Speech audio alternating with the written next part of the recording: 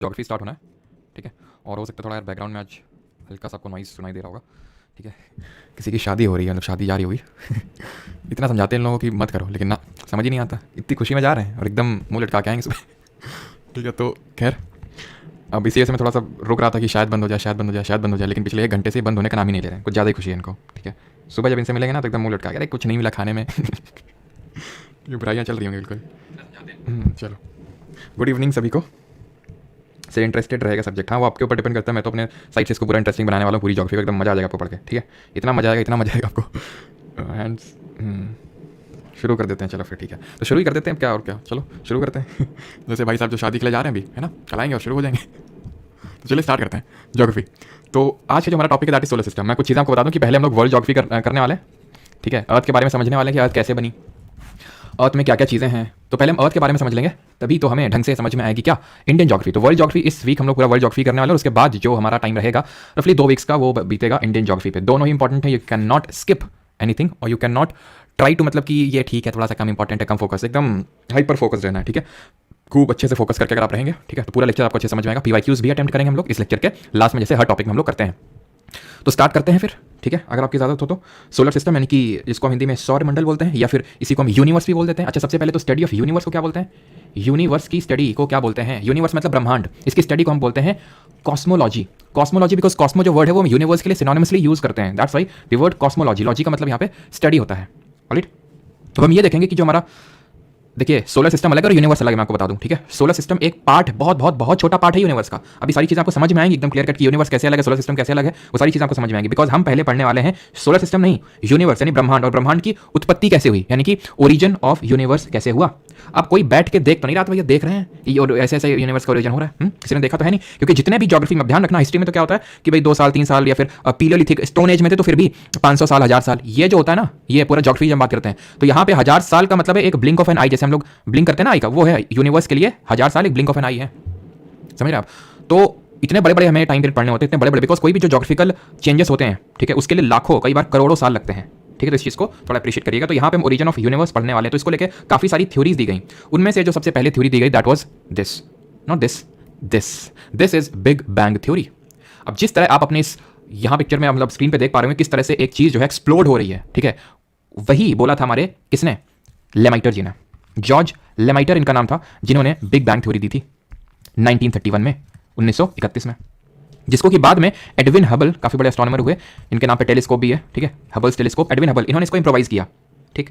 इन्होंने क्या बोला, इन्होंने बोला कि एक इनफाइनाइटली डेंस पार्टिकल था, बहुत छोटा सा, उसमें बहुत भयंकर सा एक्सप्लोजन हुआ, जैसे अभी आपने पीछे देखा, ठीक है, ये कि एक छोटा सा बहुत पार्टिकल था, उसमें बहुत बड़ा एक्सप्लोजन हुआ। और जब एक्सप्लोजन हुआ तो आप एक चीज को नोटिस कर पा रहे हैं, सब आपस में दूर दूर दूर दूर दूर, अगर आप यहाँ पे इस चीज को नोटिस करें कि यहाँ पे जैसे कि मान लो कि 2 हम पॉइंट पकड़ लें, ठीक है, ये और ये देखो, दूर दूर, ठीक है, और दूर और दूर और दूर जा रहे हैं कि नहीं। तो वही इन्होंने बोला कि जितनी भी चीजें हैं हमारे यूनिवर्स में, ये सब एक इनफाइनाइटली डेंस पार्टिकल से ओरिजिन हुई है, जिसमें विस्फोट हुआ था, इसको बिग बैंग बोलते हैं, बिग बैंग एक्सप्लोजन। और इनके बीच में जो डिस्टेंस है वो अभी भी इंक्रीज हो रही है। पहले ये डिस्टेंस थी, अब ये डिस्टेंस है, अब ये डिस्टेंस है, डिस्टेंस बढ़ रही है, कॉन्टिन्यूसली एक्सपैंड कर रहा है हमारा यूनिवर्स, कॉन्टिन्यूसली एक्सपैंड। जैसे फॉर एग्जांपल एक बलून लीजिए, बलून, ठीक है, गुब्बारा, उसमें 2 पॉइंट मार्क कर लीजिए, बलून में हवा भरी है, वो 2 पॉइंट आपस में दूर दूर दूर दूर चले जाते जाएंगे, जैसे जैसे आप उसको इन्फ्लेट करते रहेंगे, बलून को फुलाते रहेंगे। CGL 2022 में क्वेश्चन पूछा कि यूनिवर्स एक्सपैंड तो कर रहा है, लेकिन वो अपनी जो डेंसिटी है, एवरेज डेंसिटी है, उसको मेंटेन करके रखा हुआ है। ये किसने बोला था और कौन सी थ्योरी ने? तो ये स्टेडी स्टेट थ्योरी है, स्टेडी स्टेट थ्योरी। चलो शुक्र है भगवान का चले गए। और कहीं और ढोलक बजा रहे होंगे। स्टेडी स्टेट थ्योरी, तो ये 1948 में दी गई थी, 1948 में, ठीक है। किसने दी थी? हॉयल्स ने। तो इसको हॉयल्स स्टेडी स्टेट थ्योरी बोलते हैं। इन लोगों ने बोला था, लेमाइटर, एडविन हबल ने, कि कॉन्टिन्यूअसली एक्सपैंड कर, जैसे ये देखो अभी कितने पास है, फिर और एक्सपैंड, क्योंकि ये एक्सप्लोजन जो है, एक्सप्लोजन शांत नहीं हुआ है कि होके बस रुक गया है, बलून में हवा भी अभी भरी जा रही है, ठीक है। इस तरह से हमारे ब्रह्मांड की उत्पत्ति हुई। जो उत्पत्ति हुई, ये जो आप ये ग्रीन कलर का, ब्लू कलर का, ऑरेंज कलर का ये सब देख पा रहे हैं ना, तो इनको ये समझो ये गैलेक्सी है। ये क्या है? गैलेक्सी है। अब इसी गैलेक्सी में आप समझ लो, इन्हीं गैलेक्सीज में, ठीक है, एक हमारी, मतलब ये डिफरेंट बहुत सारी इसमें गैलेक्सीज हैं, उसमें से हमारी ये गैलेक्सी है मिल्की वे गैलेक्सी, ठीक है, हमारी एक गैलेक्सी है मिल्की वे गैलेक्सी। और इस मिल्की वे गैलेक्सी में भी तकरीबन 500, लगभग ये माना जाता है 500 सोलर सिस्टम है, और उसमें से हमारा एक सोलर सिस्टम है जिसके बारे में पढ़ेंगे। उस सोलर सिस्टम में एक सन है और 8 प्लैनेट्स हैं, और उस 8 प्लैनेट में हमारा एक प्लैनेट है अर्थ। उस अर्थ में हमारा एक छोटा सा कॉन्टिनेंट है एशिया, और उस छोटे से कॉन्टिनेंट में एक छोटा सा हमारा कंट्री है, फिर बड़ा सा कंट्री है, प्यारा सा कंट्री है इंडिया, और उसमें से एक हमारा छोटा सा स्टेट होगा जहाँ पे आप रहते होंगे, छोटा सा सिटी होगा, छोटा सा आपका घर होगा, उस एक छोटे से कमरे में आप छोटे से बैठे होंगे, है ना। और आपको लग रहा है कि नहीं इतने बड़े हमारे ही दिमाग से सारी चीज़ें कंट्रोल हो रही हैं, है ना। आपको लगता है कि बस अगर हम सोचेंगे नहीं तो ये हो जाएगा, हम सोचेंगे नहीं तो वो हो जाएगा। तो सोचना बंद करो and live in the present, है ना। तो मिल्की वे गैलेक्सी आप थोड़ा सा आपको समझ में आएगी कैसे क्या चीज़ें हैं, ठीक है। लेकिन ये थोड़ा डेट वगैरह इंपॉर्टेंट होती हैं, ये तो थोड़ा सा मतलब समझने के पर्सपेक्टिव से थोड़ा मतलब कि एक बोल सकते हैं ना कि एक्साइटिंग लगे, इसलिए मैं सारी चीज़ें इस इमेज वगैरह लगा के रखता हूँ सो दैट आपको एकदम समझ में आ जाए चीज़ें। लेकिन इसके साथ तो कोई कॉम्प्रोमाइज़ नहीं हो सकता, बिकॉज पूछेगा यही कि किसने दिया था, लेमाइटर ने, एडविन हबल ने इस पर इम्प्रोवाइज किया 1931 में। स्टेडी स्टेट थ्योरी किसने दी थी, उन्होंने दी थी। बोला क्या था हॉयल जी ने कि ये अपना जो एवरेज डेंसिटी है यूनिवर्स भले एक्सपैंड कर रहा है लेकिन मेंटेन करके रखा हुआ है इसको, ठीक। अब हम पढ़ेंगे क्या, अब हम पढ़ेंगे ओरिजिन ऑफ सोलर सिस्टम। देखिए ब्रह्मांड की उत्पत्ति तो हो गई, यूनिवर्स तो बन गया। अब मैंने बताया यूनिवर्स में बहुत सारी गैलेक्सीज हैं, उसमें से एक गैलेक्सी हमारी मिल्की वे गैलेक्सी, उसमें बहुत सारे सोलर सिस्टम, उसमें एक हमारा सोलर सिस्टम है, हमारा सोलर सिस्टम। उसकी उत्पत्ति पढ़ेंगे कि जो हमारा सोलर सिस्टम है उसकी, यानी कि जो हमारा सौर मंडल है उसकी उत्पत्ति किस तरह से हुई। बट बिफोर दैट अगर आपसे क्वेश्चन पूछ ले कि ये जो एक्सप्लोजन है, बिग बैंग एक्सप्लोजन है, ये एक्सप्लोजन कब हुआ था, कितने साल पहले हुआ था, तो अगेन कोई बैठ के देख तो रहा नहीं था, तो ये हाइपोथेसिस दी गई। हाइपोथेसिस मतलब सबने अपनी परिकल्पना दी है। तो ये 13.6 billion years ago, 13.6 billion years ago जो है ये एक्सप्लोजन हुआ था, जिससे कि इसकी उत्पत्ति हुई। वहीं अगर हम बात करें सौर मंडल की उत्पत्ति, तो रफली जिसमें कि हमारा अर्थ भी बनता है, रफली 4.6 या फिर 4.5 बिलियन ईयर्स एगो। बिलियन समझ रहे हैं, ज्योग्राफी में 1000 और 50 साल की बात नहीं होती थी, बिलियन और इसकी बात होती है। 4 billion years ago solar system बना था। ये क्वेश्चन सीजीएल मेंस में पूछा गया कि हमारी अर्थ कितने साल पुरानी है, ठीक है। तो 4.5 billion years ago solar system बना था, और इसी सोलर सिस्टम में हमारा एक अर्थ है जो सोलर सिस्टम का एक पार्ट है। तो हम ये देखते हैं कि जो सौर मंडल है इसकी उत्पत्ति किस तरह से हुई और इसको लेके क्या क्या थ्योरीज थी, ठीक है। तो इसको लेके एक थ्योरी दी थी, हमारे जर्मन फिलोसोफर भी थे, ठीक है, और ज्योग्राफर भी थे, मतलब बहुत ही ज्यादा, इमैनुअल कांत, मतलब ये बहुत सारी चीज़ें, फिलोसफी, साइकोलॉजी सब में घुसे हुए थे, ज्योग्राफी में सब में। इनका ये मतलब इनके बारे में कहा जाता तो इतने टाइम के पाबंद थे ना, जैसे मान लो कि इनको अपनी यूनिवर्सिटी जाना था, ठीक है, प्रोफेसर थे ये, तो मान लो इनकी चप्पल मान लो कि कीचड़ में घुस गई या फिर पीछे, मतलब चप्पल नहीं, कभी कभी तो चलते चलते वो निकल जाती है पैर से, तो फिर पीछे नहीं आते थे, क्योंकि उनको एकदम इतने टाइम में थे कि उनको ये था कि अगर मैंने वो किया, ठीक है, पीछे गया और मैंने चप्पल वगैरह निकाली तो फिर मैं उसके लिए लेट हो जाऊंगा और सारा सिस्टम बिगड़ जाएगा। इनके साथ अगर कोई बैठा हुआ है मान लो रात में, ठीक है, और इनका एकदम से मान लो 9:59 10 बजे सोने का टाइम है, बात करते करते एकदम उठ के चले जाएंगे, बोलेंगे भी नहीं कि क्यों चले गए इतने ज़्यादा टाइम के पाबंद थे। लेकिन उससे हमें कोई लेना देना नहीं, हमें लेना देना कि इमैनुअल कांत ने बोला क्या था ओरिजिन ऑफ यूनिवर्स को लेकर। तो इमैनुअल कांत ने एक नेबुलर हाइपोथेसिस दिया था 1755 में।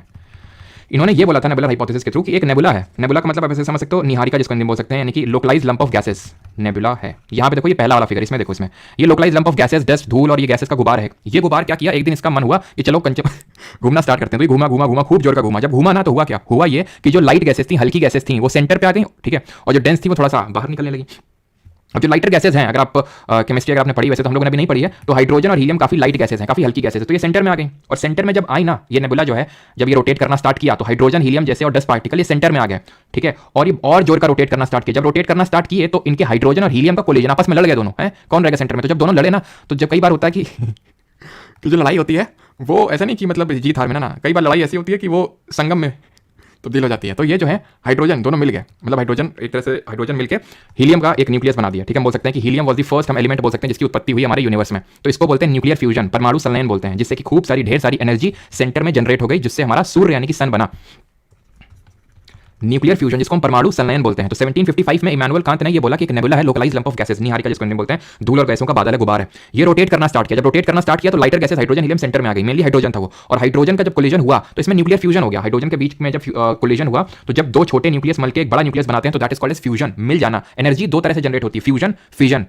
फ्यूजन का मतलब परमाणु संलयन, जहां पे दो चीजें मिलकर एक बड़ी चीज बना रहे हैं, दो छोटे न्यूक्लियस एक बड़ा न्यूक्लियस। फिजन का मतलब होता है विखंडन, वो न्यूक्लियर रिएक्टर्स में रिएक्शन होती है, ठीक है, जो जैसे कि ककरापार एक हमारा कहां पे, ककरापार गुजरात में, ठीक है, कैगा कर्नाटक में, तो न्यूक्लियर पावर रिएक्टर्स, यहाँ पे न्यूक्लियर फिजन के थ्रू एनर्जी जनरेट की जाती है। फ्यूजन के जो थ्रू एनर्जी जनरेट होती है बहुत इंटेंस होती है, बहुत ज्यादा होती है, और उसी के थ्रू हमारा सन बना, कोलिजन के थ्रू, फ्यूजन के थ्रू। ऑलराइट, इतनी चीज क्लियर है। और एक चीज ध्यान रखना, ये ठीक है, इमैनुअल कांत ने 1755 में थ्योरी तो दी, लेकिन इसको इंप्रोवाइज किया लैपलेस ने, ध्यान रखना। 1796 में लैपलेस जो करके एक थे एस्ट्रोनॉमर, उन्होंने इसको रिवाइज किया। तो इमैनुअल कांत ने दिया, बट मेन इस पे इंप्रोवाइजेशन किया किसने, लैपलेस ने, ठीक है। तो ये चीज ध्यान रखना किस तरह से सारी चीजें हुई। अब हम सन के बारे में पढ़ लेते हैं। ये हमारा सोलर सिस्टम है, इस तरह से हमारा सोलर सिस्टम की उत्पत्ति हुई धीरे धीरे। अब ये प्लैनेट कैसे बने, प्लैनेट ऐसे बने कि जो यहाँ पे ये तो हाइड्रोजन मतलब जो लाइटर गैसेस थी वो तो सेंटर पे आ गए, ठीक है। अब यहाँ पे जो हेवियर पार्टिकल थे वो थोड़े दूर चले गए। जब हेवियर पार्टिकल थोड़े से दूर चले गए तो आपस में उनका फ्यूजन होने लगा, वो भी आपस में टकराने लगे और आपस में मिलने लगे। और ये जो यहाँ पे सन की उत्पत्ति हुई, सूर्य की उत्पत्ति, इसमें इतना ज्यादा ग्रेविटेशन फोर्स, इतना ज्यादा ग्रेविटेशन फोर्स था कि ये लोग कभी कहीं इसको छोड़ के बाहर जा ही नहीं पाए, इसके अराउंड चक्कर लगाने लगे, घूमने लगे, है ना, जैसे आप उसके अराउंड घूमते हो। तो वैसे ही वो सन है, सन के अराउंड वो है जो प्लैनेट हमारे घूमे जा रहे हैं। एक तरह से जो हैवियर गैसेस थी, ठीक है, और बड़े बड़े पार्टिकल से, बड़े बड़े पत्थर के थे, वो आपस में फ्यूज होकर इसके अराउंड, सन की ग्रेविटी के अराउंड ये घूमने लगे। लेकिन हमारे सोलर सिस्टम में पहले तो इस तरह से आप ये समझ सकते हैं। अब इनके बारे में हम अच्छे से पढ़ेंगे कि कौन सन के बारे में और ये जो हमारे 8 प्लैनेट्स उनके बारे में। लेकिन पहले चलिए हम पढ़ लेते हैं सेलेस्टियल बॉडीज, क्योंकि जो हमारा सोलर सिस्टम है ये इतना क्लीन नहीं है जितना इस फिगर में आपको दिख रहा है कि बस ये सन है सेंटर में और आप प्लैनेट बस घूम रहे हैं। यहाँ पे और भी बहुत सारी चीजें हैं, ठीक है, जिनको हम सेलेस्टियल बॉडीज बोल सकते हैं। सेलेस्टियल बॉडीज मतलब रात के समय जो हमारी कुछ चीजें चमकती हैं तो उनको है ना, फोन के अलावा सेलेस्टियल बॉडीज उनको बोलते हैं। इनको हम दो कैटेगरी में डिवाइड कर सकते हैं। वो दो कैटेगरी क्या है, एक को बोल सकते हैं ल्यूमिनस और दूसरे को बोल सकते हैं नॉन ल्यूमिनस, ठीक है, यानी कि इनको बोल सकते हैं दीप्त और नॉन ल्यूमिनस यानी कि अदीप्त, ठीक है, नॉन ल्यूमिनस बॉडीज या फिर ऑब्जेक्ट्स।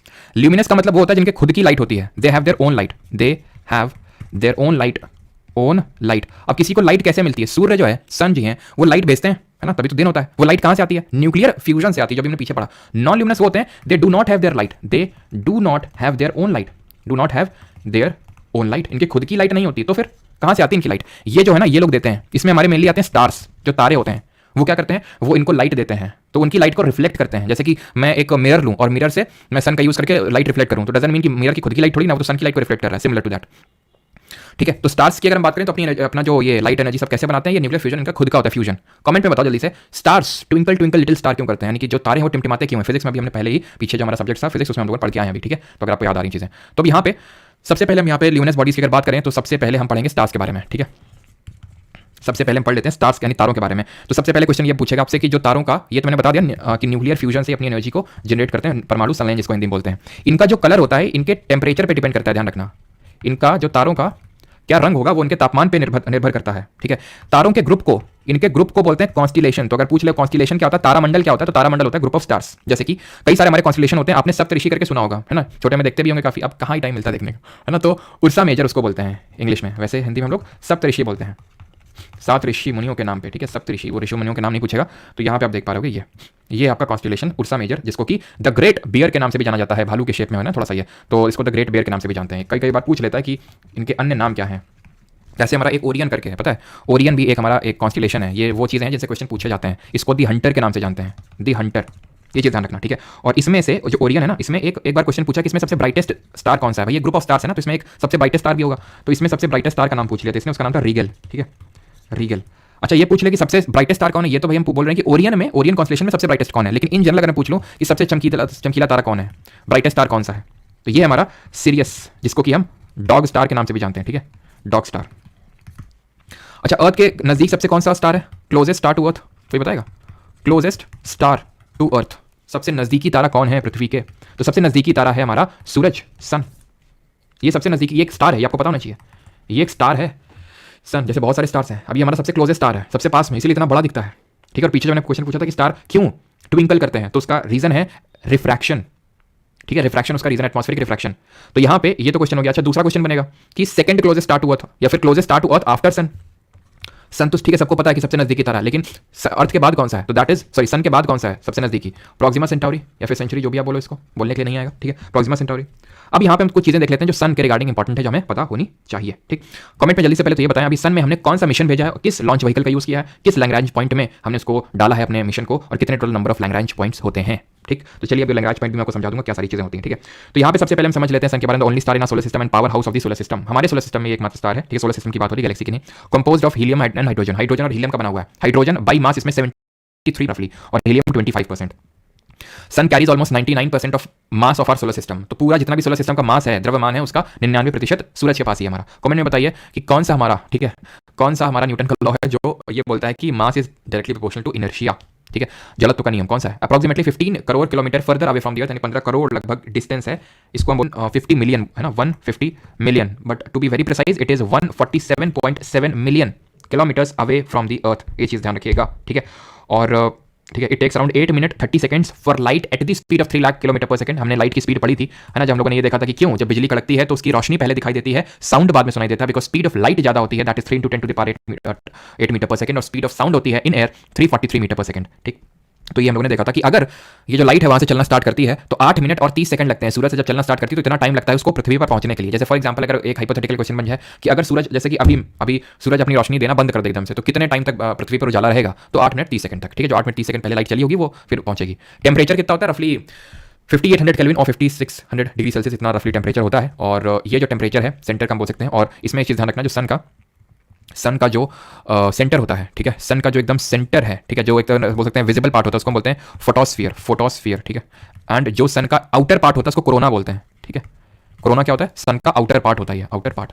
और हमने कौन सा मिशन सेंड किया था? हमने मिशन सेंड किया था अपना आदित्य L1, ठीक है, आदित्य L1। कौन से उसका यूज किया था? PSLV, polar satellite launch vehicle C57 का। L1 नाम के लैग्रेंज पॉइंट में हमने उसको डाला था। अभी लैग्रेंज पॉइंट क्या होते हैं पूछ सकता है, क्योंकि अभी आदित्य L1 हमने मिशन भेजा, हमारा पहला सोलर मिशन है।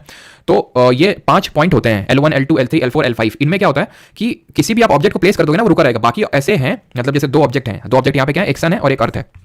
सन और अर्थ है, इनके बीच में टोटल ऐसे इस तरह के 5 लैग्रेंज पॉइंट हैं जहां पे आप किसी ऑब्जेक्ट को रखोगे तो रिलेटिवली स्टेबल रहेगा, यहां पर रख दोगे भाग जाएगा वो, ठीक है, स्टेबल नहीं रहेगा।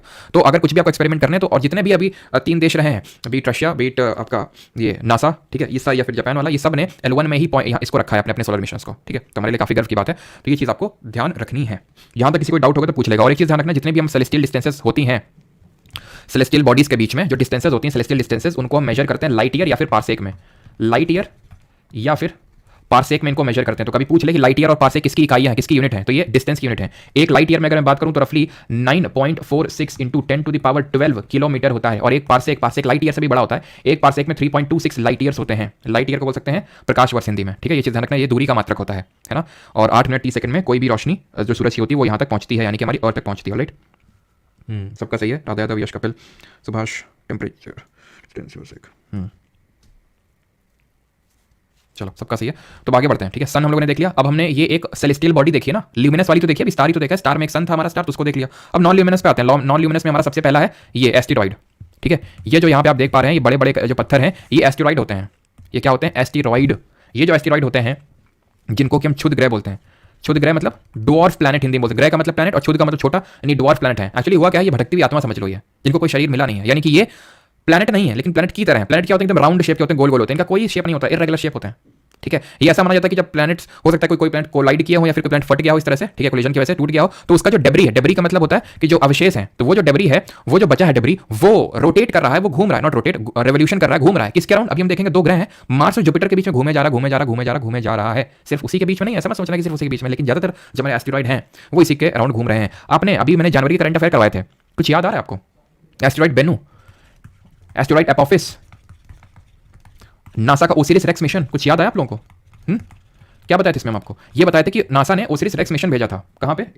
ये भेजा था एस्टेरॉइड बेन्नू। ये बेन्नू माना जाता है कि जितना पुराना अर्थ है 4.5 बिलियन ईयर्स, उतना ही पुराना बेन्नू है। रफली मतलब अर्थ का एक तरह से कजिन बोल सकते हो, ठीक है। तो बेन्नू को बेन्नू एस्टेरॉइड में स्टडी करने के लिए ओसिरिस रेक्स मिशन को भेजा गया। भाई जाओ देख के आओ, मैं पता लगाओ कैसी क्या है, चीजें चल रही, सब ठीक ठाक है कि नहीं।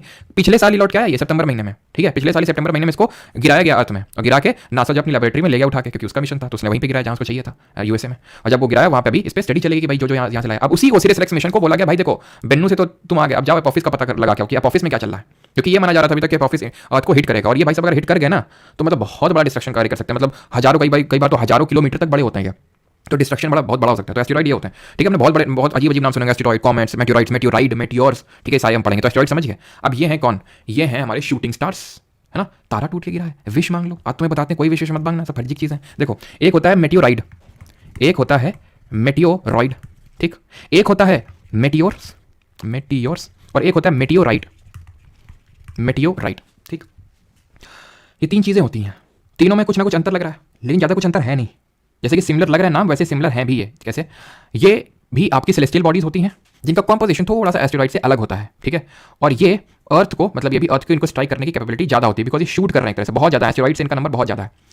ये जो मेटियोराइड है, मेटियोराइड की मैं बात कर रहा हूँ, ये जब हमारे अर्थ के एटमॉस्फेयर में आते हैं, ये हमारी पृथ्वी है, पृथ्वी के चारों ओर वायुमंडल, इतना सबको पता होगा। यहाँ पे हम लोग रहते हैं, ऊपर इतना तो कोई नहीं होगा ना, अंदर रहते हैं, तो बाहर रहते हैं हम लोग। यहाँ पे वायुमंडल है, वायुमंडल में डिफरेंट तरह की परतें होती हैं, लेयर्स होती हैं, हम लोग पढ़ेंगे ज्योग्राफी में। एक लेयर होती है मेसोस्फीयर, मध्यमंडल इसको हिंदी में बोलते हैं। इस मेसोस्फीयर में आके ये लोग जब आते हैं ना, तो यहाँ पे जब आते हैं तो एयर फ्रिक्शन प्रोड्यूस कर रही है। फ्रिक्शन किस तरह का फोर्स जरा बताइए, कॉन्टैक्ट की नॉन कॉन्टैक्ट। तो एयर क्या करी, नहीं जाओ वहाँ पे मत जाओ, वो रोकती है। तो जब वो रोकती है, मेटेराइट को जाना है, तो एक तरह से होता ये है कि ये इस तरह से, मतलब ये क्योंकि लोकलाइज लंप ऑफ गैसेज होते हैं, एक तरह से थोड़ा सा आइस का इसमें कॉम्पोजिशन होता है। तो जब ये मेल्ट होते हैं, ठीक है, कुछ तो होते हैं मेसोस्फीयर में खत्म हो जाते हैं, आते ही नहीं है। मतलब हमारा जो मेसोस्फीयर है वहीं पे इनको खत्म कर देता है, मेटियोराइड्स को वहीं पे खत्म कर देता है। और ऐसा लगता है कि कोई तारा टूट के गिरा हो। तारा टूट के नहीं गिरा है, वो मेटियोराइड खत्म हो गया है और वो मेटियोर कहलाता है। जो मेटियोराइड यहाँ पे अर्थ के एटमॉस्फेयर में एंटर करता है उसको मेटियोर्स बोलते हैं, ठीक है। तो वो समझ लेना कोई तारा टूट के नहीं गिरा है, वो बस एक ही है कि कोई मेटियोराइड जो है बर्न हो गया बस।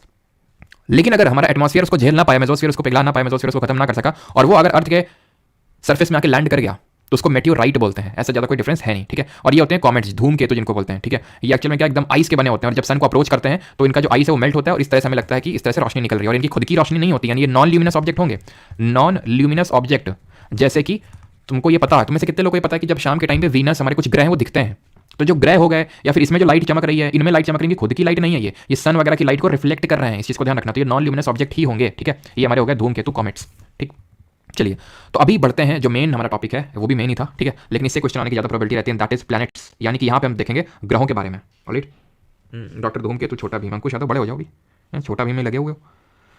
बिल्कुल मॉर्निंग इवनिंग स्टार अभी आते हैं। देखिए प्लैनेट्स पे आते हैं, ठीक है। प्लैनेट्स टोटल 8 ग्रह हमारे हैं। कैसे बने थे वो नेबुलर हाइपोथेसिस थ्योरी याद है कि भाई ये गोल गोल घूम रहे थे लोग, मतलब एकदम से डेंस फॉर्म में कलेक्ट हो गए और ये 8 प्लैनेट के रूप में ये निकल के आ गए, ठीक है। 8 प्लैनेट है मरकरी, वीनस, अर्थ, Mars, Jupiter, Saturn, Uranus, Neptune. बुध, शुक्र, पृथ्वी, मंगल, बृहस्पति, शनि, अरुण, वरुण इनके नाम हैं। तो 8 ग्रह टोटल। इन 8 ग्रहों को 2 कैटेगरी में डिवाइड करते हैं। एक को बोलते हैं स्थलीय ग्रह यानी कि टेरेस्ट्रियल प्लैनेट, और दूसरों को बोलते हैं जोवियन प्लैनेट।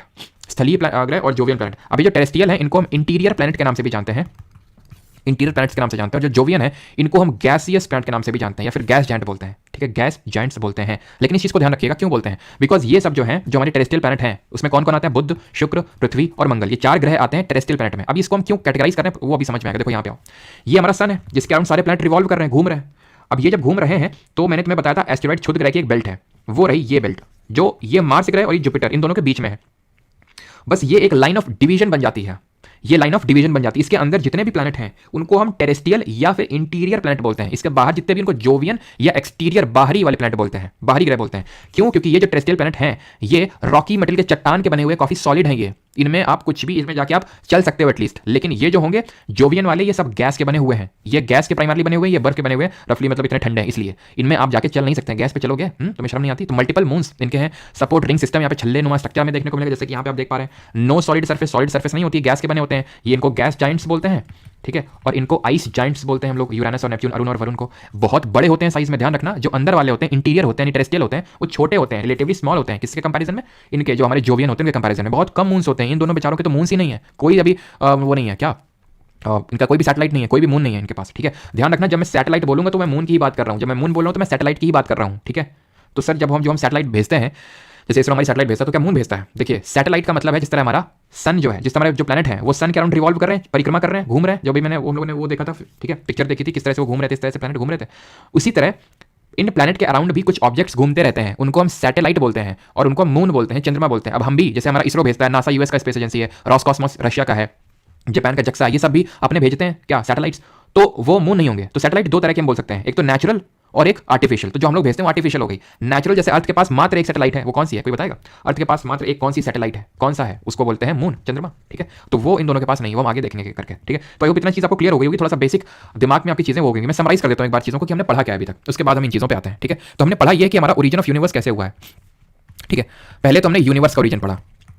यूनिवर्स का ओरिजिन हमने ये पढ़ा कि एक बहुत ही इनफाइनाइटली डेंस पार्टिकल था, इसमें एक्सप्लोजन हुआ और ये एक्सप्लोजन जो है अभी भी आपस ये एक्सपैंड हो रहा है यूनिवर्स हमारा, ठीक है। तो इसको किसने दिया था? लेमाइटर ने दिया था, लेमाइटर, ठीक है। एंड बाद में इस पे जो इम्प्रोवाइजेशन किसने किया? हबल जी ने किया, जिनको हम बोलते हैं एडविन हबल के नाम से जिनको हम जानते हैं, ठीक है। बाद में इस पे जो इम्प्रोवाइजेशन है वो हबल जी ने किया, और ये कब किया? 1931 में। गौरतलब करने वाली बात यह है कि यूनिवर्स की ओरिजिन की जो थ्योरी है वो 1931 में आई, लेकिन सोलर जो हमारा सिस्टम है वो कैसे बना उसकी थ्योरी बाद में आई।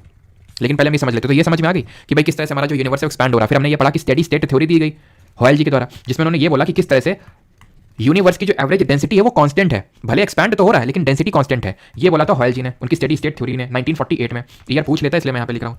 सोलर सिस्टम की फिर थ्योरी आई ना, सोलर सिस्टम की पहले आ गई थी, कब?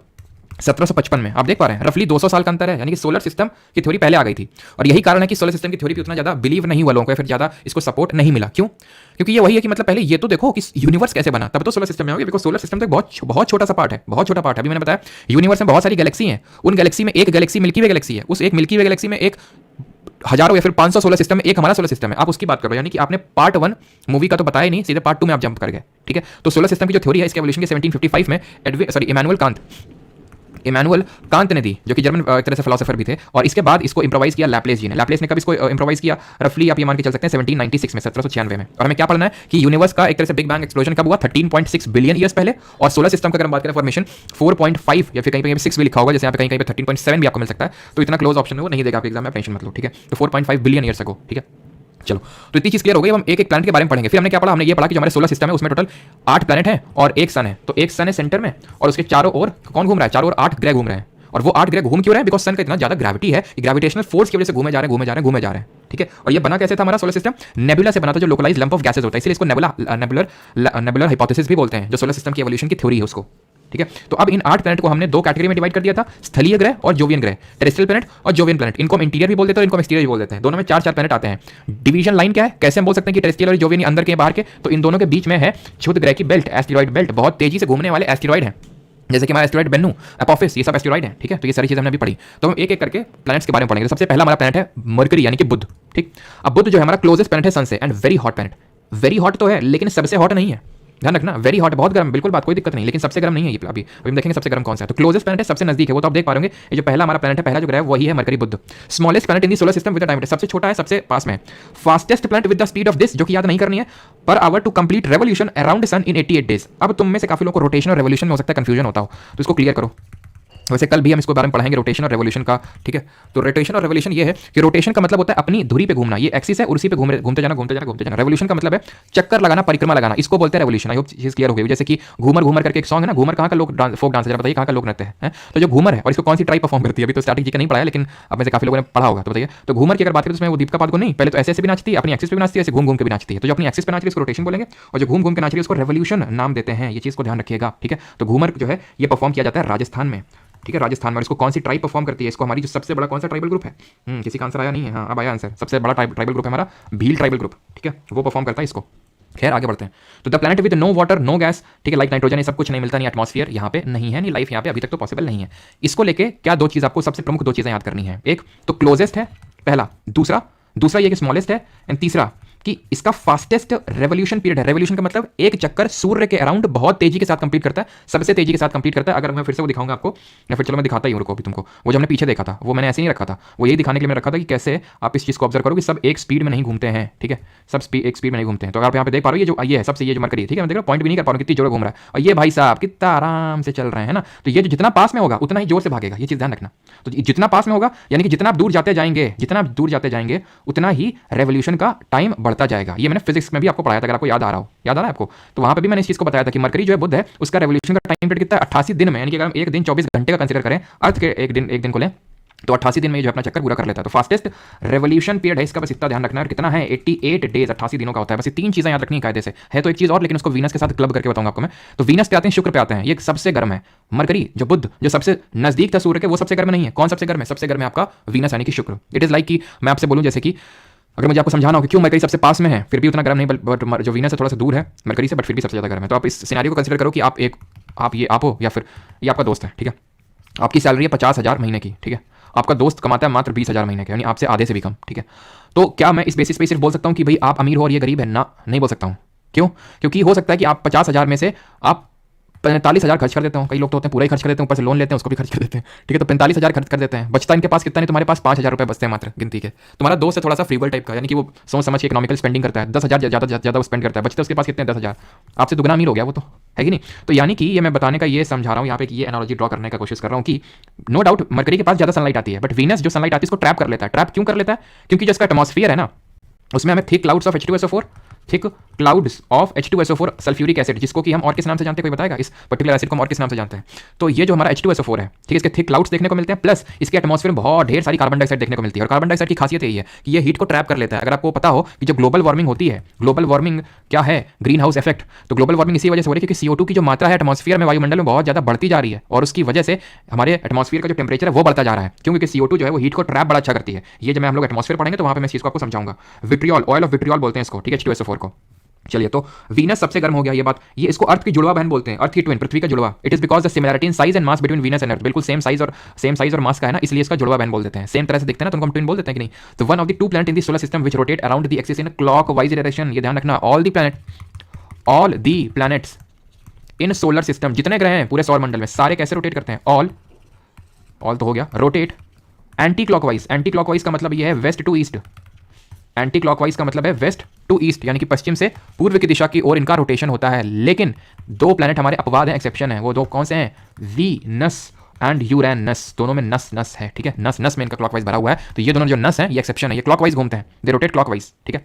बाकी सारे काउंटर क्लॉकवाइज या फिर एंटी क्लॉकवाइज, घड़ी के विपरीत दिशा में। हमारा अर्थ भी वेस्ट टू ईस्ट रोटेट करता है, पता होगा आपको। तो ये हो गया, ठीक है, ये भी हो गया brightest star in the solar system. अब ये इसको स्टार तो नहीं बोलना सही रहेगा क्योंकि खुद का इसका नहीं है, लेकिन हाँ ये है कि हमें शाम के टाइम पे वीनस दिखता है, ठीक है। अगर गर्मियों की बात करें तो क्लियरली दिखता है। It can be seen in the morning and evening, शाम को भी दिखता है और सुबह भी दिखता है, तो इसीलिए इसको मॉर्निंग स्टार या फिर इवनिंग स्टार बोल देते हैं। लेकिन इसका खुद का लाइट नहीं होता, ये एक प्लैनेट ही है बाकी प्लैनेट्स की तरह। तो खुद का इसका ऐसा नहीं कि न्यूक्लियर फ्यूजन होता है, उससे अपनी एनर्जी बनाता है, लाइट बनाता है ना, ऐसा कुछ नहीं होता है, ठीक है। तो लेकिन इसको हम सांझ का तारा और भोर का तारा बोलते हैं, शाम का तारा और सुबह का तारा बोलते हैं, ठीक है। तो समराइज करने पर वीनस में क्या क्या पड़े, तो सबसे गर्म है, इसको अर्थ की ट्विन सिस्टर बोलते हैं, और सबसे गर्म है अर्थ की twin sister morning and evening star है, और ये क्लॉकवाइज डायरेक्शन में घूमता है। अब मरकरी और वीनस दो ऐसे प्लैनेट हैं विच हैव नो सैटेलाइट, ये चीज़ ध्यान रखना, ठीक है।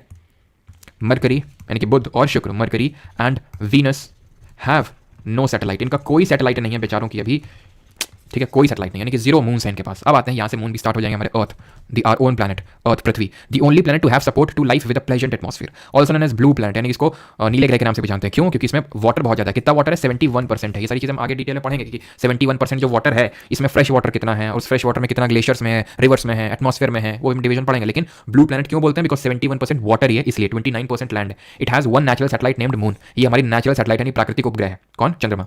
मून होता क्या है? आई होप आप समझ होंगे या फिर जानते होंगे। अभी हम जो मैंने आपको बताया कि जो उसके अराउंड किसी प्लैनेट के अराउंड घूम रहे हैं, चक्कर लगा रहे हैं, ठीक है, तो ये चीज़ आपको क्लियर होनी चाहिए। अब मून के रिगार्डिंग कुछ चीज़ें देख लेते हैं, बट किसी कोई डाउट होगा तो पूछ लेगा।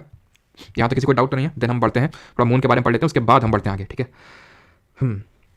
चलो तब तक आप डाउट लिखो, तब तक मैं यहाँ पे मून के रिगार्डिंग चीज़ें बताता हूँ आपको, ठीक है। मून, चंद्रमा, पहले तो तुम ये बताओ चंद्रयान जो 3 है उसको किस लॉन्च व्हीकल से भेजा गया था, ठीक है। तो इसकी पहले तो रेडियस पता होनी चाहिए, इसकी रेडियस कितनी है। अच्छा, हमारी अर्थ की रेडियस कितनी है? अर्थ की रेडियस कितनी है? लगभग इतनी है, ठीक है, 6400 कंसिडर कर सकते हो, 6370 किलोमीटर रफली, इतनी हमारी क्या है अर्थ की रेडियस है, ठीक है। यहाँ हम बात किसकी कर रहे हैं? मून की रेडियस की बात कर रहे हैं। मून की रेडियस है रफली 1.74 × 10⁶ किलोमीटर, यानी काफ़ी बड़ी इसकी रेडियस है, काफ़ी बड़ी इसकी त्रिज्या है, क्लियर। फिर अगर ये पूछे कि जो मून की लाइट होती है, एक्चुअली मून की खुद की लाइट नहीं होती, ध्यान रखना, नॉन ल्यूमिनस होता है, जो रिफ्लेक्ट करता है लाइट, सन वाली जो लाइट होती है, तो नॉन ल्यूमिनस ऑब्जेक्ट होता है, ध्यान रखना, प्रदीप पे होता है। तो लाइट इसकी जो है कितने टाइम पे रीच करती है? तो 1.26 सेकंड में रीच कर जाती है, क्योंकि काफी पास में है ना, तो इसलिए अब सन इतना ज्यादा दूर है, तो इसलिए 8 मिनट और 30 सेकंड लग रहे हैं उसके लिए, ठीक है। यहाँ पे क्या 1.26 सेकंड में ही आ जाती है, ठीक है। इनके बीच की डिस्टेंस कितनी है? मून एंड अर्थ के बीच में कितनी डिस्टेंस है? तो डिस्टेंस है इनके बीच में लगभग 3,84,000, 3,84,000, दैट मीन 3,84,000 किलोमीटर्स, ठीक। और अगर हम बात करें, आपने अभी सुना होगा कि जो हमारा चंद्रयान 3 मिशन है, इसको जो मून का फार्दर साइड है, farther side of the moon, या फिर मैं बोल सकता हूं कि जो मून का साउथ पोल है वहां पे हमने भेजा। अच्छा, जीएसएलवी, अच्छा एलएमवी है, ध्यान रखना, एलएमवी M4 M5 जीएसएलवी बोल रहे हैं, जियो सिंक्रोनस लॉन्च व्हीकल। ये क्या कम्युनिकेशन सैटेलाइट हमने भेजी थी। तो हमने क्या बोला था, हाँ, कि इसको हमने फार्दर साइड ऑफ मून में लैंड करवाया, फिर साउथ पोल में लैंड करवाया। साउथ पोल या फिर फार्दर रीजन का मतलब होता है वो वाला रीजन जो हमें कभी दिखता ही नहीं है, कभी नहीं दिखता है और दिखेगा भी नहीं। क्यों? क्योंकि ये पूछ भी सकता है क्यों ऐसा होता है, क्यों कभी हमें दिखता नहीं, हमें सिर्फ मून का एक ही साइड दिखता है, मून का, चंद्रमा का सिर्फ एक ही साइड दिखता है। उसका रीजन ये कि इसका रोटेशन का एंड रेवोल्यूशन का, घूर्णन का और परिक्रमण का दोनों का टाइम पीरियड सेम है, इसलिए कितना है 27.3 डेज लगभग इसका टाइम है रोटेशन रेवोल्यूशन का, जिसकी वजह से सिर्फ इसका एक ही साइड दिखता है, दूसरा साइड हमें कभी दिखता ही नहीं है, क्लियर। और यहाँ पे जो ग्रेविटी होती है, ये हम लोग पढ़ चुके हैं, अगर आपको याद हो फिजिक्स में, यहाँ पे जो ग्रेविटी होती है कितनी होती है? 1/6 ऑफ अर्थ्स ग्रेविटी होती है, ऑफ अर्थ्स ग्रेविटी होती है, यानी कि जितना वहाँ पे ग्रेविटी होती है उसका 1/6। तो जरा बताइए जल्दी से एक क्वेश्चन का आंसर कि अगर यहाँ पे हमारा मास किसी का 60 kg है, ठीक है, 60 किलो है, और जो लोग जानते हैं अच्छे से तो नहीं बताएंगे, ठीक है। तो अगर मास 60 kg है हमारा अर्थ पे, तो मास, ये अर्थ की बात हो रही, तो मास इन मून कितना होगा? जरा बताइए जल्दी से कॉमेंट में, ठीक है। चलिए, तो इतनी चीज़ क्लियर होगी। तो मून हमारी एक सैटेलाइट है, एकमात्र नेचुरल सैटेलाइट है, एकमात्र प्राकृतिक उपग्रह, ठीक है। यहाँ पे एक माउंटेन हमें देखने को मिलता है, लेबनिट्स, ठीक है, लेबनिट्स करके। सेलेनोलॉजी इसकी स्टडी को बोलते हैं, सेलेनोलॉजी इसकी स्टडी को बोलते हैं, ठीक है।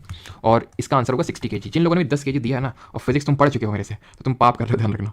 हाँ, 10 kg सुबह जी, बहुत अच्छा लगता, कभी कभी अच्छा भी लगता है, गुस्सा भी आती है कि मैंने ये चीज़ पढ़ाई भी थी पिन पॉइंट करके फिजिक्स में, बार बार बताया था कि मास चेंज नहीं होगा, मास और वेट में अंतर होता है। वेट 1/6 हो जाता, क्योंकि वेट डिपेंड करता है ग्रेविटी पे, ना कि मास। मास कहीं पे भी चले जाओगे सेम रहेगा, 60 kg 60। और फिर ये मास की यूनिट है, ये वेट की यूनिट नहीं है। वेट की यूनिट क्या होती है, कमेंट बताइए। बाहर की क्या होती है यूनिट? बाहर एक तरह का फोर्स ही तो है हमारा, जो ग्रेविटी लगा रही, ग्रेविटेशनल फोर्स, तो न्यूटन होती है इसकी यूनिट। तो अगर वेट 60 न्यूटन था तो वो 10 न्यूटन हो जाता चंद्रमा में, क्योंकि ग्रेविटी 1/6 हो गई, लेकिन मास चेंज नहीं होता है, ध्यान रखना, ठीक है। अब आते हैं मार्स पे, मंगल पे, अर्थ के अगला जो प्लैनेट है। अभी मैं ऑर्डर भी आपको याद करा दूंगा, सारी चीजें कौन बड़ा है कौन छोटा है सब ऑर्डर याद हो जाएगा, चिंता न करो, बट अभी समझने में फोकस करो। इसको लाल ग्रह के नाम से भी जानते हैं, क्योंकि इसमें आयरन रिच रेड सॉइल है। रेड सॉइल अभी हमारे यहाँ पे भी, इंडिया में भी रेड सॉइल पाई जाती है, साउथ इंडिया में। हम जब सॉइल टॉपिक पढ़ेंगे इंडियन ज्योग्राफी में, तो हम पढ़ेंगे डिफरेंट तरह की soil, alluvial, black, red, laterite, ये वो। तो उसमें से एक रेड सॉइल है, वो पूछेगा कि रेड क्यों होती है, हम लोग देखेंगे तो आयरन की वजह से होती है। तो कोई भी चीज़ लाल होती है तो आयरन की वजह से होती है, ठीक है। जैसे कि हमारा सेब लाल होता है तो उसमें आयरन होता है। Second smallest planet in the solar system after mercury, सबसे छोटा ग्रह है आफ्टर मरकरी। इस पे फोकस मत करो, अपने आप में याद हो जाएगा, अभी हम बताएंगे तुम्हें, ठीक है। 2 नेचुरल मून है इसके, फोबोस और डीमोस। हमारा एक है ना अर्थ का, कौन सा? मून, ठीक है, जिसको मून बोलते हैं सिर्फ। इसके 2 हैं, फोबोस और Deimos. Has a thin atmosphere and surface with valleys, craters, desert, ये सब भी हमें देखने को मिलते हैं। आइस के एविडेंस, वैली, क्रेटर, तो इसीलिए हम बोलते हैं कि यहाँ पे लाइफ पॉसिबल हो सकती है। तभी हमारे इलॉन मस्क भैया यहाँ पे लाइफ सेटअप करने के एकदम जुगाड़ में हमेशा रहते हैं, ठीक है। कमेंट में बताइए कि अभी इसरो जो है स्पेस एक्स कंपनी जो इलॉन मस्क की है, फैल्कन 9 नाम का जो एक रीयूजेबल रॉकेट है उसको यूज करने वाला है किस कम्युनिकेशन सैटेलाइट को लॉन्च करने के लिए, जल्दी से बताइए। वो इसी साल लॉन्च होगी। ओलंपस जो मॉन्स है, ओलंपस मून है एक तरह का, ओलंपस नाम है, इसको नेक्स्ट ओलंपिया भी बोलते हैं। ये पूरे एक तरह का वोल्केनिक माउंटेन है, ये पूरे सोलर सिस्टम का सबसे ऊंचा क्या है, ये माउंटेन है। वैसे तो हमारे अर्थ की अगर बात करें तो सबसे हाईएस्ट पीक क्या है, माउंट एवरेस्ट है, लेकिन यहाँ पे अगर हम बात करेंगे तो सबसे ऊंचा पूरे सोलर सिस्टम में नेक्स्ट ओलंपिया है, ठीक है। ये ऐसा माना जाता है, हो सकता है कि आगे कोई कल को डिस्कवरी हो जाए तो फिर कोई चेंज भी हो जाए, ठीक है, ये भी हो सकता है। चलो तो जी सैट तो है। अच्छा एक्सपो सैट भैया लॉन्च हो चुकी है। PSLV कैसी बात करो तुम लोग यार, हैं दिमाग खराब कर देते हो एकदम। पोलरीमीटर सैटेलाइट लॉन्च हो चुकी है, इसमें थोड़ी ना यूज़ करेंगे। भूल गए, भूलने के लिए तो बताया तुमको। एक्सपो सैट ये तरफ से देखो सब एक्सपो सैट यूज़ करने में लगे हैं, किसी का भी सही आंसर नहीं है।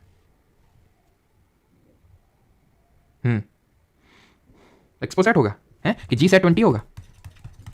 एक्सपो सैट, बस जो नाम अभी सुने तो थोड़े दिन पहले बस उसी को यहाँ पे चेप दो। चलो आगे बढ़ते हैं अभी। तो मार्स वाला क्लियर हो गया। और हाँ, मार्स में अगर पूछ ले कि भाई कितना टाइम लगता है रेवोल्यूशन में, तो मार्स का 687 दिन लेता है। वैसे तो शायद ही पूछे, बट ये है ना कि जो सबसे कम टाइम लेता है कौन लेता है सबसे कम टाइम, हमारा मरकरी। उसका पूछ सकता है। जो सबसे ज़्यादा लेता है नेपच्यून, बात उसका पूछ सकता है। तो वो हम देख लेंगे, बाकी सब रटने की जरूरत नहीं है, कितना ही लोड कर दोगे अपने दिमाग को। अब देखो तुम मार्स के बाद जुपिटर पे आ रहे हो, लेकिन तुम देखो ये पन्ना खाली है। क्यों खाली है? बिकॉज यहाँ पे एस्टेरॉइड भरे पड़े हैं, इतना तो चीज़ क्लियर है ना। हमने देखा था कि भाई पहले Mercury, Venus, earth, Mars, then asteroid belt and then हमारे आएंगे एक्सटीरियर या फिर जोवियन प्लैनेट, बाह्य ग्रह। ये सब टेरेस्ट्रियल थे, स्थलीय ग्रह थे, रॉक के बने हुए थे, चट्टान के बने हुए थे, डेंसिटी ज़्यादा थी इनकी। जैसे अर्थ है सबसे डेंसेस्ट प्लैनेट है, इसकी डेंसिटी सबसे ज़्यादा, इसका घनत्व सबसे ज़्यादा है इसका, ठीक है, डेंसेस्ट प्लैनेट है पूरे सोलर सिस्टम में। लेकिन अब जो आने वाले हैं वो लाइट हैं, हल्के हैं, गैस के बने हुए हैं। सबसे पहला जुपिटर, बृहस्पति, ये सबसे बड़ा प्लैनेट है, सबसे लार्जेस्ट प्लैनेट सोलर सिस्टम में, सबसे बड़ा ग्रह विद द शॉर्टेस्ट रोटेशन। अब यही तो कैच है। क्या कैच है? रोटेशन और रेवोल्यूशन में अंतर। क्या अंतर है? तो रोटेशन में मैंने आपको रेवोल्यूशन में क्या बताया था कि सबसे जल्दी रेवोल्यूशन कौन कर लेता है, तो सबसे जल्दी रेवोल्यूशन कर लेता है मरकरी, मतलब सन के अराउंड एक चक्कर। रोटेशन सबसे जल्दी जुपिटर कर लेता है, नहीं अपनी एक्सिस पे, अपनी धुरी पे सबसे जल्दी घूम लेता है। कितनी देर में? रफली इसको लगता है 10 घंटे लगता है लगभग, ठीक है, लगभग रफली 10 घंटे। अगर हम 1 घंटे मतलब अपना अर्थ के हिसाब से कंसिडर करें तो 10 घंटे में इसका एक दिन हो जाता है। सबसे शॉर्टेस्ट, सबसे बड़ा है, सबसे शॉर्टेस्ट, सबसे कम रोटेशन का पीरियड है। एज एटमॉस्फेयर याद नहीं करना है, तो थर्ड ब्राइटेस्ट ऑब्जेक्ट याद नहीं करना है। Great red spot, a giant star in the solar system exist, मतलब ग्रेट, अगर पूछ लेगा कभी कि ग्रेट रेड स्पॉट किसमें देखने को मिलता है तो इसमें। बाकी ये दोनों पॉइंट बिल्कुल मत देखना, ठीक है। ग्रेट रेड स्पॉट इसमें देखने को मिलेगा, इसमें ये भी गलत है, गलत तो नहीं बोलूंगा। मून याद करने की जरूरत नहीं है, ठीक है। बस याद रखना है मार्स के फोबोस डिमोस होता है, क्योंकि रोज चेंज होता रहता है, रोज नई डिस्कवरी होती रहती है। पहले का टाइम था आज से 3-4 साल पहले जुपिटर टॉप पे रहता था नंबर ऑफ मून के मामलों में, फिर सैटर्न आया, फिर जुपिटर हो गया, फिर से अभी सैटर्न है, शनि है। इसके टोटल अगर मैं बात करूँ शनि के, आई थिंक 100 अभी प्रेजेंट टाइम तक, तो आगे हो सकता है चेंज हो जाए, 146 मून है, ठीक है, 146। तो सबसे ज़्यादा सैटर्न ने कही है, लेकिन ये बोलना भी गलत होगा।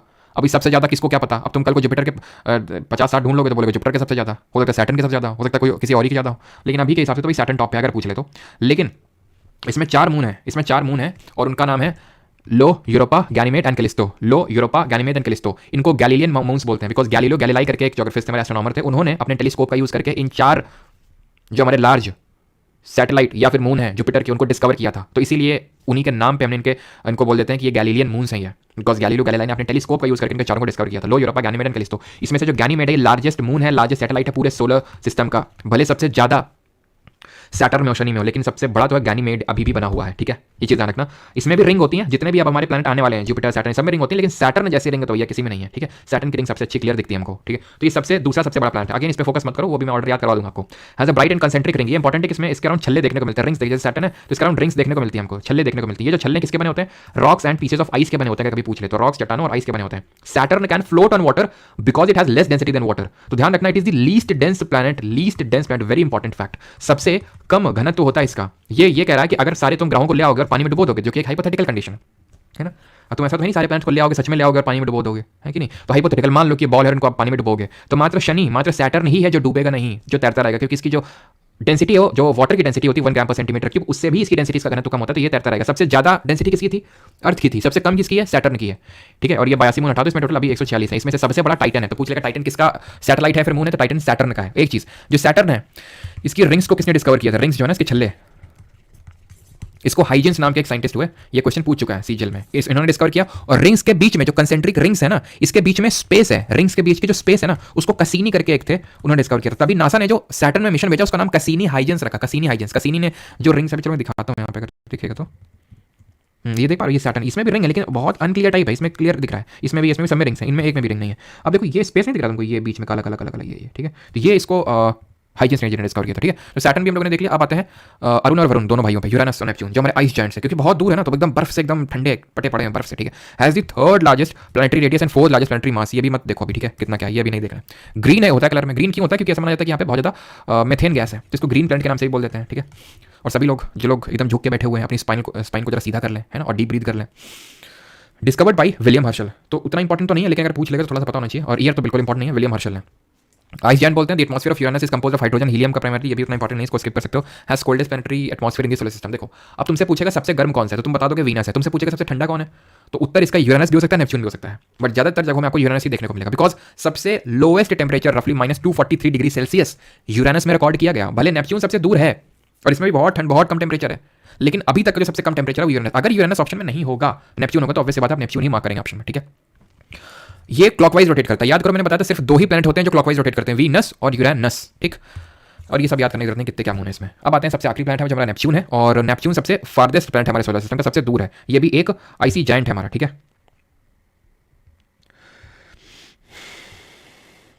ठीक है, तो आइस जायंट बोलते हैं इसको। ये ब्लूइश कलर में, मतलब ब्लू प्लैनेट तो हम अर्थ को ही बोलेंगे, इसका चिंता मत करो। ब्लू प्लैनेट हमारा अर्थ हो गया, रेड प्लैनेट हमारा मार्स हो गया, ग्रीन प्लैनेट हमारा यूरेनस हो गया, ठीक है। और इसको डिस्कवर जॉन गैल और यूरबैन ली वर्रियर ने किया था, और इसमें ये सब याद करने की जरूरत नहीं, बस थोड़ा सा ये देख लो किसने डिस्कवर किया था। और ये क्योंकि सबसे दूर है तो इसका शॉर्टेस्ट रेवोल्यूशन पीरियड होगा, ठीक है।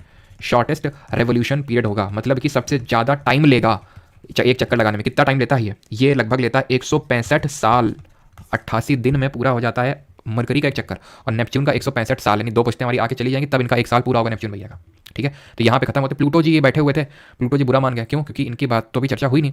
प्लूटो पहले का जमाना था, इनका भी एक भौकाल हुआ करता था अलग से, ये भी एक प्लैनेट हुआ करते थे, लेकिन 2006 में इंटरनेशनल एस्ट्रोनॉमिकल यूनियन की एक मीटिंग होती है, उसमें ये पाया जाता है कि ये जो है चीज़ें फॉलो नहीं कर रहे हैं।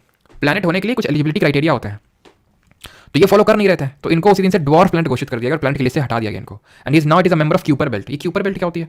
तो जिस तरह एस्टेरॉइड बेल्ट देखे थे मार्स और जुपिटर के बीच में होती है ना, यहाँ पे देखे था मार्स और जुपिटर यानी मंगल और बृहस्पति के बीच में जुपिटर बेल्ट दिख रही है, कुछ यहाँ पे नहीं दिख रहा तुमको, है तुम्हारी आंखें बंद है यहाँ पे, तो इसको बोलते हैं क्यूपर बेल्ट, ठीक है। क्यूपर बेल्ट, जहाँ से हमारे प्लैनेट खत्म हो जाते हैं उसके बाद ये जो बेल्ट एस्टेरॉइड उसको बोलते हैं क्यूपर बेल्ट, ध्यान रखना, ठीक है। तो ये चीज़ क्लियर हो गई आपकी।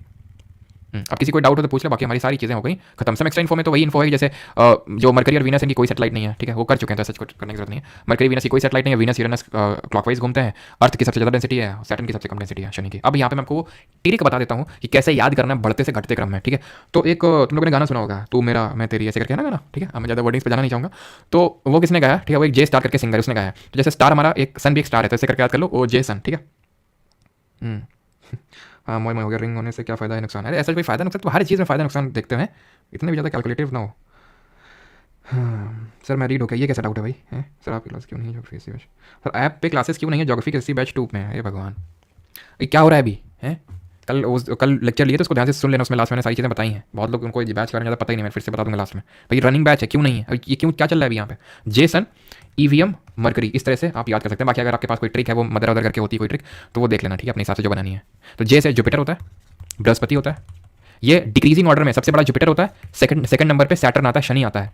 यू से हो जाएगा यूरेनस यानी अरुण, एन से हो जाएगा नेपच्यून यानी कि वरुण, ई से हो जाएगा आपका अर्थ, वी से हो जाएगा वीनस, एम से हो जाएगा मार्स मंगल, और मकरी तो है ही है। तो नहीं, सबसे छोटा मरकरी, दूसरा सबसे छोटा मंगल, तीसरा सबसे छोटा शुक्र, सबसे बड़ा जुपिटर, दूसरा सबसे बड़ा सैटर्न, तीसरा सबसे बड़ा यूरेनस। तो जेसन ईवीएम मरकरी ऐसे करके याद कर सकते हो। और ये हमारा लेक्चर होता है खत्म। लेकिन कहाँ जा रहे हो? इधर आओ जरा, तुम्हारी कॉलर को हमने पकड़ लिया, तुम्हें पीछे खींच लिया और तुम करोगे क्वेश्चन, ठीक है। चलो भाई क्वेश्चन को करो जल्दी से, और एक एक करके सब क्वेश्चन को उड़ा दोगे तुम, जल्दी से करो। What is the radius of Earth? Earth की रेडियस कितनी है? जल्दी जल्दी क्वेश्चन करेंगे सभी लोग। ईवीएम मशीन भी बिल्कुल शिवांगी, ईवीएम मशीन भी आप कर सकते हो। यूरेनस क्यों ज़्यादा कूल है? इसका लेना देना सन से नहीं है कि भाई सन से मतलब वो है, उसके एटमॉस्फियर ऐसा है, उस एटमॉस्फियर की वजह से वो कूल है इतना, ठीक है। और ये भी ध्यान रखना, my very educated mother just served us 9 pizza, ऐसा भी याद कर सकते हो जैसे याद करना आपको। तो जैसे हमने देखा था कि thick clouds of H2SO4 and CO2 देखने को मिलती है वीनस, जिसकी वजह से बहुत गर्म है, तो इसी वजह से वहाँ पे। और ऐसा नहीं कि बहुत ज़्यादा डिफरेंस है, ठीक है। कई मामलों में हो सकता है अगर अभी टेम्परेचर मेजर किया जाए तो नेपच्यून में कम ज़्यादा ठंडा हो यूरेनस कंपेरिजन में, लेकिन जैसे बताया यूरेनस में सबसे लोएस्ट टेम्परेचर रिकॉर्ड किया गया था एक बार, इसलिए, ठीक है। सर्कल वाली करंट अफेयर्स की पीडीएफ फ्री में, अच्छा कहाँ पे जरा बताओ ग्रुप के नाम। तो यहाँ पे आंसर क्या, ऑप्शन नंबर 20 63 से 71 किलोमीटर, है ना। और आगे बढ़ते हैं, अगला क्वेश्चन ये रहा आपकी स्क्रीन पे। Which of the following constellations is also known as the hunter? कौन सा जो कॉन्स्टेलेशन ग्रुप ऑफ स्टार्स को हंटर के नाम से जानते हैं? एकदम लेटेस्ट क्वेश्चन है, एकदम देख लो 2023 का सब, ठीक है। तो हंटर की अगर हम बात करें तो ये बोलते हैं ओरियन को, ये तो सप्तऋषि हिंदी में बोलते हैं और इसको इंग्लिश में बोलते हैं ग्रेट बियर, ठीक है। चलिए आगे बढ़ते हैं, अगला third. Which of the following is another word for universe? अच्छा ब्लैक होल तुम लोगों ने किसी ने पूछा यार, ब्लैक होल है, हम सोच रहे थे पूछोगे, इंटरेस्ट होगा तुम्हें इसमें काफ़ी। तो ब्लैक होल जो है ध्यान रखने इसमें ग्रेविटी बहुत ज़्यादा होती है, इतनी ज़्यादा ग्रेविटी होती है कि लाइट भी एस्केप नहीं कर पाती, सबको एकदम खींच लेता है अपने अंदर। और पल्सर अगर कभी पूछे पल्सर क्या होता है, तो पल्सर बोल देना कि सर अपाचे कॉम्पिटिटर है, ठीक है, वो जिससे कि जब तो पल्सर होता है हमारा न्यूट्रॉन स्टार एक, ठीक है, it is a neutron star, बस इतना ध्यान रखना ये न्यूट्रॉन स्टार होता है। तो another word for universe it's Cosmos, और इसी वजह से इसकी स्टडी को बोलते हैं कॉस्मोलॉजी। सुपरनोवा क्या होता है, सुपरनोवा होता है एक्सप्लोजन ऑफ अ स्टार, जब एक स्टार एक्सप्लोड कर देता है ना, एकदम स्टार एकदम भयंकर तरह से फट जाता है एकदम भम, तो सुपरनोवा बनता है। Each orbit of the international space station takes how many minutes. अब इंटरनेशनल स्पेस स्टेशन क्या है, ये इंटरनेशनल स्पेस स्टेशन, तो पांच स्पेस एजेंसीज हैं, नासा यानी यूएसए की नासा, और आपका जक्सा जापान का, ठीक है, यूरोप का यूरोपियन स्पेस एजेंसी, कनाडा का कैनेडियन स्पेस एजेंसी, और रशिया का रॉसकॉस्मोस। ये पांचों एजेंसी ने मिलकर एक लो अर्थ ऑर्बिट में इस इंटरनेशनल स्पेस स्टेशन को डेवलप किया, सो दैट जो एक्सपेरिमेंट्स वगैरह हैं उनको कंडक्ट किया जा सके। इसमें काफी खर्चा लगा था, इंडिया इसका मेंबर नहीं, चाइना भी नहीं है, ठीक है। तो आंसर की अगर बात करें, लेकिन इंडिया अभी किसका मेंबर बन चुका है, क्या है ये, जल्दी से बताइए। स्काई रे ऑब्जर्वेटरी, इसका हेडक्वार्टर कहाँ पे है, बताइए जल्दी से। तो आंसर यहाँ पे क्या होगा, आंसर 90 to 93 मिनट जो है मैं एक ये पूरा चक्कर पूरा करता है अर्थ के अराउंड, ठीक है। तो हेडक्वार्टर इसका है यूके में, है ना, इंडिया इसका मेंबर बना है स्काई रे ऑब्जर्वेटरी, जो ऑस्ट्रेलिया और साउथ अफ्रीका में।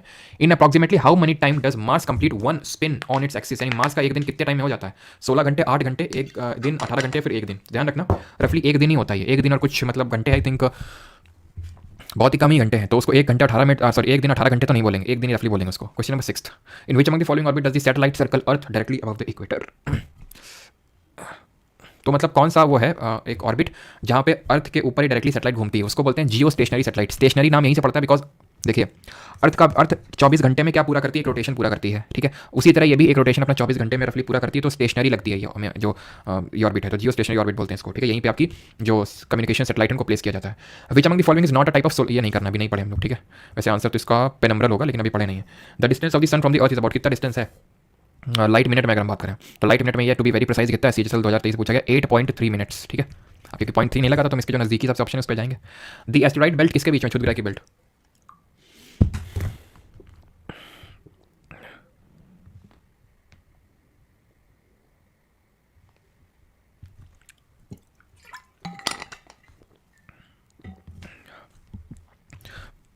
तो एस्टेरॉइड बेल्ट अगर बात करें किन दो ग्रहों के बीच में है, तो ये मार्स और जुपिटर के बीच में, ऑप्शन नंबर बी यहाँ पे सही आंसर होगा, ठीक है। और यही जो हमारा डिवाइड करता है इंटीरियर और एक्सटीरियर प्लैनेट को, ठीक है, या फिर टेरेस्ट्रियल और जोवियन प्लैनेट को। In early 1610 who discovered his with his newly telescope that Jupiter has 4 moons. कौन से 4 मून्स थे जिसने डिस्कवर किया था, जिनमें कि हमारा गैनीमेड भी एक मून था। अकेले अकेले पानी पी रहे हो, अच्छा ये भी तुमको तुम्हारे साथ ही पिएंगे हम क्या पानी। तो आंसर क्या होगा यहाँ पे, गैलीलियो गैलीलाई, ऑप्शन नंबर सी यहाँ पे आंसर होगा। केपलर जी ने क्या दिए थे, प्लैनेटरी लॉज दिए थे ना। पहला क्या था, लॉ ऑफ ऑर्बिट था कि सब इलिप्टिकल ऑर्बिट में घूम रहे हैं। दूसरा क्या था, लॉ ऑफ एरिया था कि इक्वल एरिया। और तीसरा लॉ क्या था, जल्दी से बताएंगे, लॉ ऑफ टाइम पीरियड था, ये था हमारा, है ना। ठीक, आगे बढ़ते हैं। Who was the first to accurately describe the rings of Saturn as a disc around the planet in 1655 में। ये थे हमारे रिंग्स डिस्क, ये किसने बोला था, हाइजेंस ने, कसीनी जी ने उन डिस्क रिंग्स के बीच में जो स्पेस है उसको बताया था, और इन्होंने 1675 में बताया था, 20 साल बाद। 12th क्वेश्चन है, the moon completes dash rotation on its axis as it completes one revolution around the earth. तो इसका मून का जो एक रोटेशन और रेवोल्यूशन का टाइम पीरियड सेम है, जब एक रोटेशन कंप्लीट करता है तो एक रेवोल्यूशन भी कंप्लीट होता है, जो कितना है जरा बताएंगे डेज में। 13th, बिग बैरी theory explains, big bang theory क्या एक्सप्लेन करती है, तो ये पहले तो दिया किसने था ये भी बताइए। तो इसका आंसर होगा 27.3 डेज, ठीक है, तो ये हमें पता है। और इसको दिया था लेमाइटर ने, और एडविन हबल जी ने इसको जो है क्या किया था, एडविन हबल जी ने बाद में इस पर इंप्रोवाइजेशन किया था, है ना, 1931 में दी गई थी। और इसका सही आंसर क्या होगा, सही आंसर क्या, यूनिवर्स, ठीक है, option number origin of universe. Solar system को लेकर तो भाई नेबुलर हाइपोथेसिस आई थी, नेबुलर हाइपोथेसिस, जिसको पहले तो दिया था इमानुएल कांत ने, बट उसको बाद में लैप्लेस जी ने रिवाइज किया था। 14th, what do you call the point in the orbit of the moon or satellite at which it is nearest to Earth. नहीं पढ़े अभी, बोलते तो वैसे पेरीजी हैं लेकिन अभी पढ़े नहीं इसको। The approximate period between 2 consecutive new moons, ये भी नहीं पढ़े अभी, ठीक है। What is the radius of moon, ये पढ़े कि चंद्रमा की त्रिज्या कितनी है, त्रिज्या। तो भाई यहाँ पे अगर आप एक चीज को ऑब्जर्व करें तो नेटो लग रही है यहाँ पे। भूमिका गुप्ता, तरिमंद्री, अमन, युवराज, अनुराधा, श्वेता 2, सबका सही है। श्वेता 2 पार्ट 2 है, तो यहाँ पे सही आंसर क्या होगा, 1.78797474, सिमिलर ऑप्शंस, ठीक। 5 6 6 6 6 यही आंसर है, ठीक है। During the phenomena of aphelion the approximate distance between earth and sun is, aphelion ये भी नहीं पढ़े, एपीहिलियन, पेरिहिलियन, एपोजी, पेरिजी नहीं पढ़े अभी। What planet is made of thick white and yellowish clouds of sulphuric acid का बना हुआ है, कौन है ये। सर मैं एसएससी जेई के लिए प्रिपेयर कर रहा हूँ, क्या ये वीडियोस मेरे लिए भी यूजफुल हैं, इससे ईजी आता है एसएससी जेई। बिल्कुल यूजफुल है गौरव सैनी जी, ठीक है। एसएससी जेई हो सबके लिए इंपॉर्टेंट है, ठीक है। और उसके लिए अलग से कोई जीके नहीं होता है, पहले भी आपको कई बार बता चुका हूँ कि ऐसा नहीं कि एसएससी जीडी का अलग होता है, एमटीएस का अलग होता है, सीजीएल का अलग, सब ठीक है। कंडक्टिंग एजेंसी एक होती है तो वही सब कंडक्ट करवाती है, तो एक ही तरह के क्वेश्चन देखने को मिलते हैं। इसका आंसर आपका वीनस होगा, ठीक है, जिसको हम ट्विन सिस्टर ऑफ अर्थ बोलते हैं, मॉर्निंग स्टार बोलते हैं, इवनिंग स्टार बोलते हैं। The dash is responsible for earth magnetic field, ये भी नहीं पढ़े, आंसर तो इसका मेंटल आउटर कोर होगा, लेकिन अभी पढ़े नहीं अभी, ठीक है। तो इसको छोड़ ही दो तो ज़्यादा सही रहे, ठीक है। अभी जब क्रस्ट मेंटल कोर पढ़ेंगे तब देखेंगे। द प्रोसेस दैट मूव्स, ये भी नहीं पढ़े यार अभी, इसका आंसर क्या होगा, डायस्ट्रोफिज्म होगा, लेकिन अभी पढ़े नहीं है। The body is glowing in the night sky are known as, रात्रि में आकाश में चमकने वाले पिंडों को किस रूप से जाना जाता है। अब हिमांशु वही है कि सारे फैक्ट्स कैसे पता चले, तो ये इसी वजह से तो सैटेलाइट वगैरह भेजी जाती हैं, सारे एक्सपेडिशंस किए जाते हैं, इसीलिए तो किए जाते हैं, ठीक है। तो आंसर यहाँ पे क्या आंसर होगा, आंसर होगा सेलेस्टियल बॉडीज। एस्टेरॉइड क्या होता है, हमने देखा था मार्स और जुपिटर के बीच में जो बेल्ट है, मेटियोराइट मेटियोर्स के बीच में डिफरेंस देखा था। ल्यूसीफर ये किस और दूसरे ग्रह, किस ग्रह का दूसरा नाम है ल्यूसीफर? तो Lucifer is another name to Venus, option number C, बिल्कुल शुक्र। संदीपा सरकार, खुशी चंदन, विवेक जोशी, सबका सही आंसर है। Planetary scientist call the thin gaseous envelope around the moon as the, जो प्लैनेटरी साइंटिस्ट हैं वो जो मून के अराउंड जो गैसियस एनवेलप उसको क्या बोलते हैं? बस 2-3 क्वेश्चन और मैक्सिमम बाकी आपके। तो exosphere, stratosphere, thermosphere, endo. Endo तो अंदर का होता है, ठीक है। एक्सो होता है बाहर का, ऑप्शन नंबर है ल्यूनर एक्सोस्फीयर। ल्यूनर वर्ड का मतलब ये होता है चांद, ठीक है। ये चांद सा रोशन चेहरा, ठीक है। तो 25 how many degrees does the earth rotate, ये भी पढ़े नहीं यार, ठीक है। कल वाले लेक्चर में आपको बताऊंगा, आंसर इसका 15 डिग्री होगा वैसे तो, ठीक है, लेकिन कल देखेंगे। आखिरी क्वेश्चन है, नहीं तो इसके आगे जितने होंगे वो आपको करने होंगे फिर, ठीक है। विच of the following is a part of celestial objects, कौन है पार्ट सेलेस्टियल ऑब्जेक्ट्स का? Stars, planets, moon. स्टार भी है, प्लैनेट भी है, मून भी है, सब कोई है, ऑप्शन नंबर सी है, ठीक है। 1, 2 और 3 ये 2 आप करोगे, ठीक है। ये 2 करोगे, आपके लिए क्वेश्चन है, ठीक है, आसान है, चलो आसान है। तो अब कुछ लोगों को डाउट रहता है, ठीक है, बैचेस के रिगार्डिंग। तो ये जो बैच है ये